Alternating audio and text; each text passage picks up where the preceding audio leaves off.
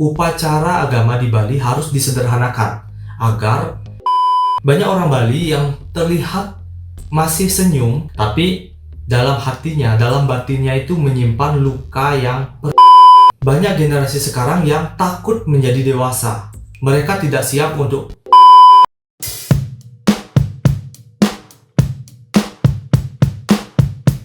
Hai guys, terima kasih sudah klik video ini. Kali ini aku akan membuat sebuah video di mana aku akan beropini di mana Banten dan juga upacara agama di Bali itu harus disederhanakan. Aku merasa di mana aku harus speak up masalah ini, dan ini merupakan keresahanku sebagai orang Bali dan melihat generasi Bali saat ini. Karena generasi ini yang akan mewarisi adat budaya tradisi yang selama ini sudah berjalan. Kalau ada saudara-saudara yang di luar Bali, mungkin baru bekerja di Bali atau mengunjungi Bali, mungkin mereka melihat upacara-upacara di Bali itu serba wah ya gitu. Kayak misalnya pernikahan. Pernikahan di Bali keren ya, dekorasinya unik, dekorasinya seni banget, jamuannya mewah banget. Bahkan di beberapa acara juga sampai live musik, live joget bumbung, live rindik, dan lain-lainnya, pokoknya meriah lah. Selain itu, upacara agama orang Bali juga unik ya, juga penuh kreasi. Dan mungkin dari sana kalian berkesimpulan kalau orang Bali itu kaya-kaya, orang Bali itu mapan secara finansial. Enak ya jadi orang Bali, mungkin dalam benak kalian seperti itu. Orang Bali yang mampu dan kaya itu banyak guys, cuma yang nggak mapan juga banyak. Samalah seperti daerah-daerah lain di Indonesia. Dan yang nggak kaya namun memaksakan diri mengikuti standar upacara agama ataupun resepsi orang kaya atau orang yang mudah mapan itu juga banyak guys. Dimana biasanya mereka akan mengambil utang untuk melaksanakan upacara agama tersebut. Nah, di sini akan menimbulkan problem. Kalau orang tua dulu itu melaksanakan upacara agama dengan tulus ikhlas. Apa yang mereka punya itu yang mereka haturkan. Tapi sekarang berbeda, di mana udah ada standar, oh orang nikah harus seperti ini, resepsinya harus seperti ini. Orang yang keuangannya mapan itu nggak ada masalah. Tapi kalau orang yang uangnya pas-pasan atau bahkan tidak memiliki modal untuk nikah, ini akan jadi problem. Mereka akan pergi ke bank, menjaminkan asetnya untuk memperoleh dana, lalu melakukan upacara pernikahan.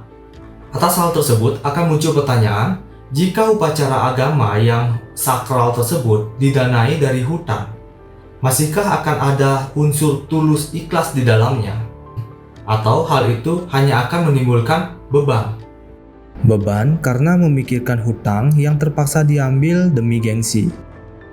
Mungkin sebagian dari kalian pernah dengar petuah dari orang tua kita dulu, yang mereka bilang adosina lacur ulian miatnya, yang artinya gak ada orang miskin karena beriannya, karena upacara agama.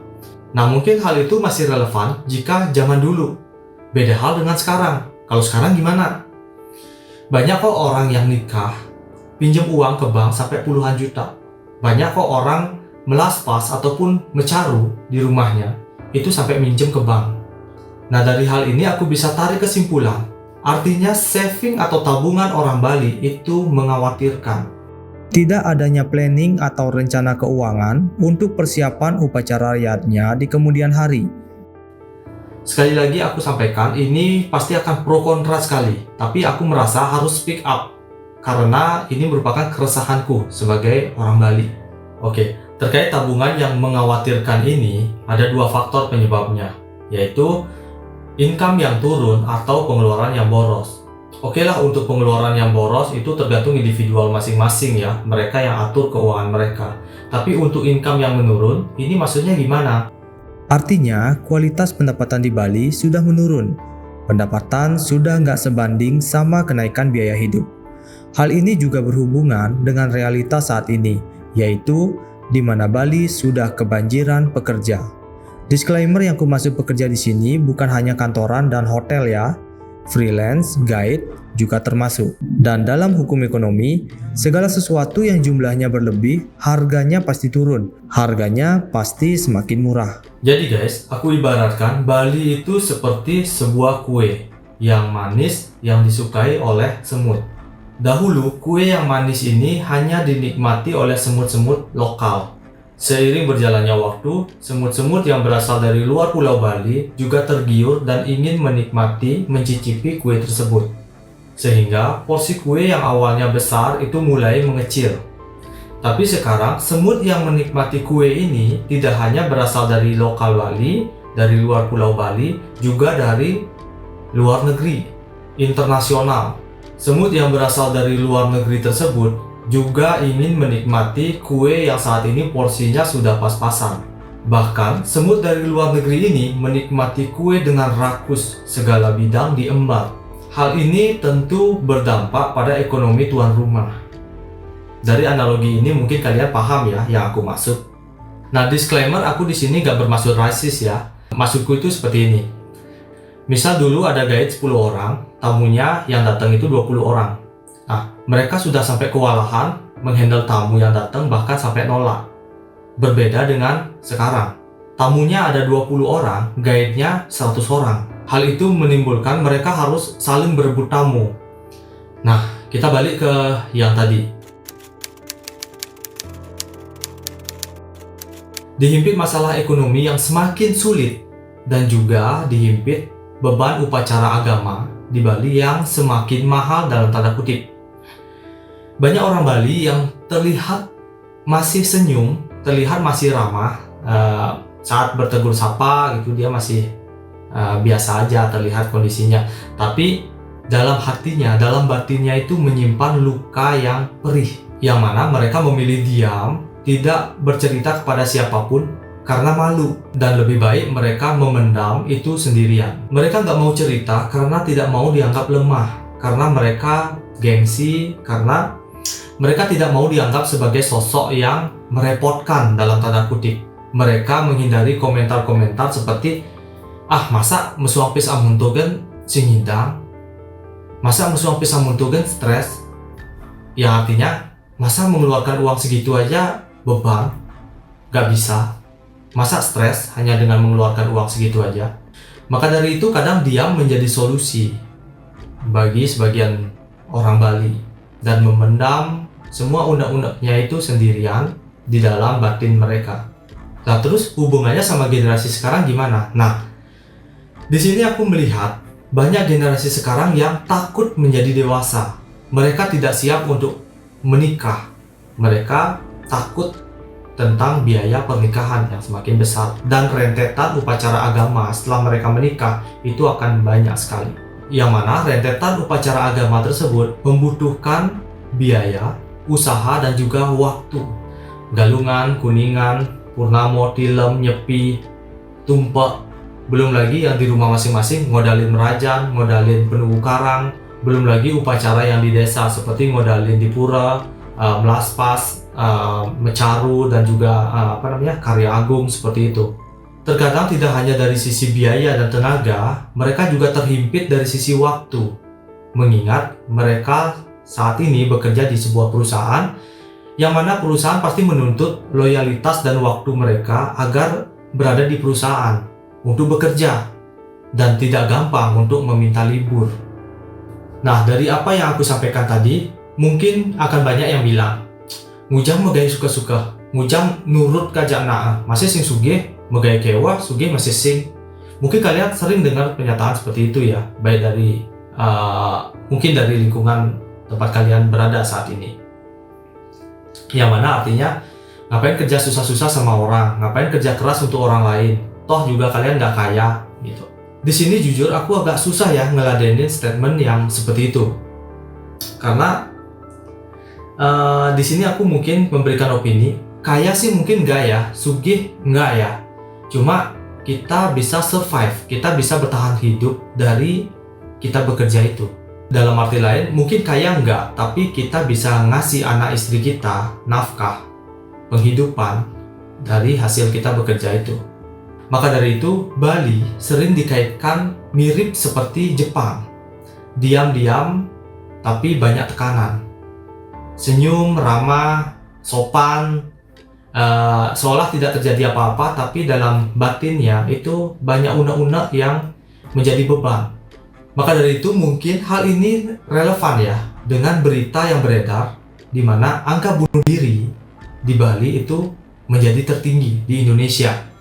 Poin yang mau aku sampaikan di sini, upacara agama di Bali harus disederhanakan agar muda-mudi generasi kita itu sanggup mengikutinya.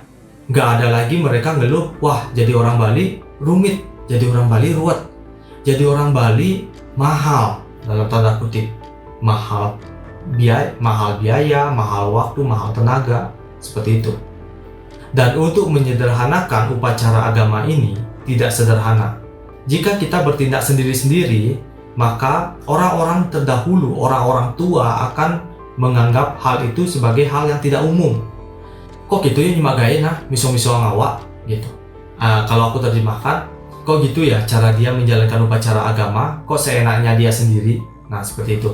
Maka dari itu menurut saya perlu ada peran dari pemerintah, PHDI, para sulinggi, pedanda, pemangku itu duduk bersama untuk membahas apakah ada upacara agama yang bisa disederhanakan, yang bisa lebih efisien, yang bisa lebih murah. Karena ini menyangkut generasi selanjutnya. Agar generasi selanjutnya tidak berpikir bahwa menjadi orang Bali itu sulit, ribet, dan juga beban.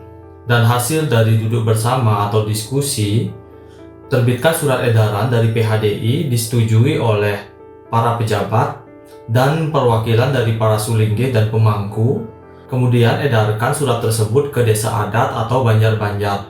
Maka hal tersebut akan menjadi pedoman baru atau alternatif yang harapannya upacara keagamaan dapat dilaksanakan dengan lebih simpel, lebih ringkas, lebih murah, dan bisa merangkul semua kalangan. Gak peduli kaya ataupun miskin, semua bisa menjalaninya. Kalau hal ini tidak dikaji dari sekarang, saya khawatir kita akan kehilangan generasi-generasi muda kita. Seperti apa yang sudah aku sampaikan di awal video, aku yakin video ini akan menimbulkan pro kontra. Maka dari itu aku ingin kalian ikut berkomentar apakah apa yang aku sampaikan ini benar atau salah. Aku sih berharap apa yang aku sampaikan dari tadi ini tidak terjadi di masa mendatang. Apa yang aku sampaikan adalah sebuah kesalahan. Aku berharap seperti itu. Maka dari itu aku ingin kalian ikut nimbrung. Aku berharap aku akan menerima pandangan lain dari kalian, dari sudut pandang kalian. Maka dari itu aku akan baca semua opini kalian yang kalian tulis di kolom komentar. Setuju, ataupun tidak setuju. Nah, di akhir video aku mengakui aku bukanlah orang yang agamis, aku bukanlah orang yang beragama tinggi. Aku hanya melihat problem ini dari sudut pandang ekonomi, dan aku hanya menyampaikan keresahanku atau ketakutanku jika warisan budaya, warisan tradisi yang sudah ada saat ini tidak bisa dilanjutkan oleh generasi-generasi kita mendatang. Dan harapanku semoga video ini bermanfaat dan kita bisa membuka ruang untuk berdiskusi tentang polemik yang ada di Bali saat ini. Oke, mungkin sekian yang bisa aku sampaikan. Sampai jumpa di video selanjutnya. Bye-bye.